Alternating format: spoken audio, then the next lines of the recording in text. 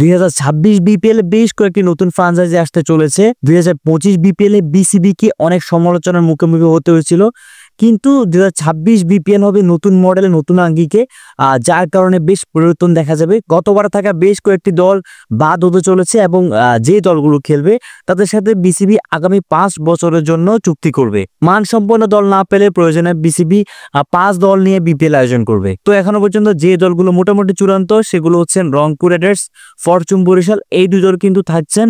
আর গতবারের প্রথমবারে অভিষেক করা দল ঢাকা ক্যাপিটালস, শাকিব খানের মালিকানাধীন দলটিও থাকছেন নেক্সট বিপিএল আসরে। এই তিনটি দল আপাতত চূড়ান্ত। বিসিবির সাথে এই তিনটি দল 5 বছরের জন্য চুক্তি করবেন।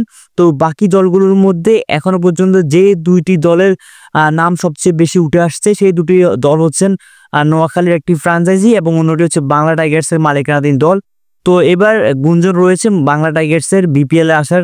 তো এর আগে অনেক আক্ষেপ ছিল বাংলা টাইগার্স যেখানে গ্লোবালি ভালো পারফরমেন্স করে আসছে, গ্লোবালি বিভিন্ন টুর্নামেন্টে অংশগ্রহণ করে আসছে, সেই বাংলা টাইগার্স কেন বিপিএল এ নেই।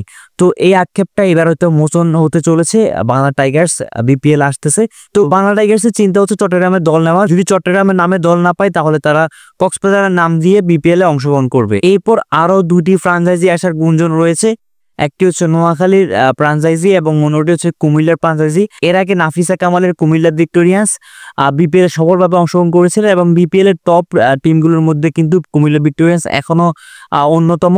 আর কুমিল্লা ভিক্টোরিয়ান্সকে কিন্তু খুব কমই দল ছাড়িয়ে যেতে পেরেছে। কুমিল্লা ভিক্টোরিয়ান্সের আগামী বিপিএল গুলোতে কখন অংশগ্রহণ করবে এটা নিশ্চয়তা না থাকলেও কুমিল্লার ফ্রাঞ্চাইজি নিতে যাচ্ছেন ওরিয়ন গ্রুপ। এই ওরিয়ন গ্রুপই কিন্তু কুমিল্লা ভিক্টোরিয়ান্সের স্পন্সর ছিলেন। নোয়াখালী ফ্রাঞ্চাইজি এবং কুমিল্লা ফ্রাঞ্চাইজি এই দুটি ফ্রাঞ্চাইজি নিয়ে সংশয় রয়েছে। তো দেখা যাক এখন তারা বিসিবি সব ক্রাইটেরিয়া পূরণ করতে পারে কিনা। সবকিছু পূরণ করলেই বিসিবি তাদের ফ্রাঞ্চাইজি দেওয়ার সম্ভাবনা রয়েছে। তাছাড়া বিপিএল এর দলের মালিকানা নিয়ে বেশ কিছু গুঞ্জন রয়েছে।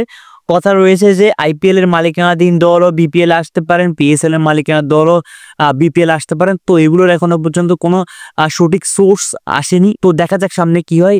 বিপিএল লেটেস্ট আপডেট পেতে অবশ্যই আমাদের ইউটিউব চ্যানেলটি সাবস্ক্রাইব করবেন, ফেসবুক পেজে ফলো দিয়ে রাখবেন। আল্লাহ হাফিজ।